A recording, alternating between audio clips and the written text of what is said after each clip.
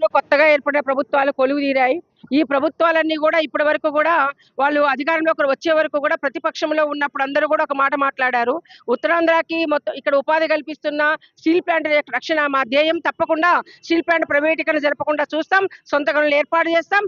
లాభాలు వచ్చి ప్రయాణం చేసేట్టు చూస్తాం. సామాజిక రిజర్వేషన్లు దెబ్బతీసే విధంగా చేస్తున్న ఈ ప్రైవేటీకరణకు వ్యతిరేకంగా తప్పనిసరిగా మేము పోరాడతామని చెప్పేసి ప్రతి ఒక్కరు ఇక్కడ మాట్లాడారు. ఆ మాటలన్నీ కూడా మనం విశ్వసించిన తర్వాత నూతనంగా ఈ రోజు అధికారంలోకి వచ్చారు.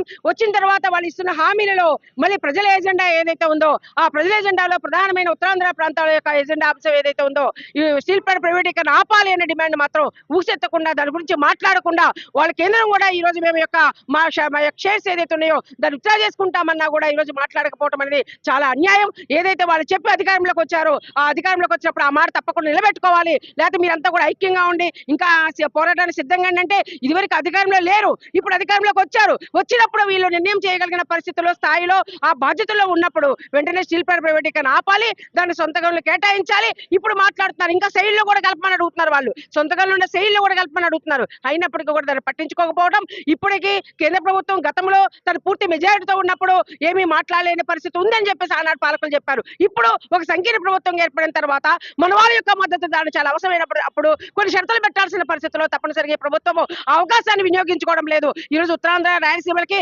వెనుకబడిన ప్రాంతాలుగా ఉన్నప్పుడు అక్కడ స్టీల్ ప్లాంట్ ఏర్పాటు చేస్తామని చెప్పి వాళ్ళకి హామీలు ఇచ్చారు. మనకి ఇక్కడ ఉన్న ప్లాంట్ ని ప్రైవేటీకరణ చేస్తుంటే ఈ రోజు ఉత్తరాంధ్ర నాయకులంతా కూడా ఏమీ మాట్లాడకుండా నిమ్మక నీరెత్తినట్లు వ్యవహరించడం చాలా దుర్మార్గమైనది. కాబట్టి సామాజిక రిజర్వేషన్లు దెబ్బతీస్తూ ఉత్తరాంధ్ర ప్రజలందరూ కూడా ఉపాధి కల్పనకు దూరమయ్యే విధంగా చేస్తున్న ఉత్తరాంధ్ర అభివృద్ధికి దూరమయ్యే చేస్తున్న ఈరోజు స్టీల్ సిటీగా మారిన ఉత్తరాంధ్రాన్ని మన విశాఖపట్నాన్ని ఈరోజు స్టీల్ ప్లాంట్ ప్రైవేటీకరణ చేయడం అంటే మనందరికీ చాలా నష్టము, అభివృద్ధికి నష్టము. కాబట్టి ఉత్తరాంధ్రకి ఇప్పుడు ప్రత్యేక బోర్డులు లేవు, ప్రత్యేక నిధులు లేవు, ప్రత్యేక సంబంధించిన అవకాశాలు లేవు. ఉన్న అవకాశాన్ని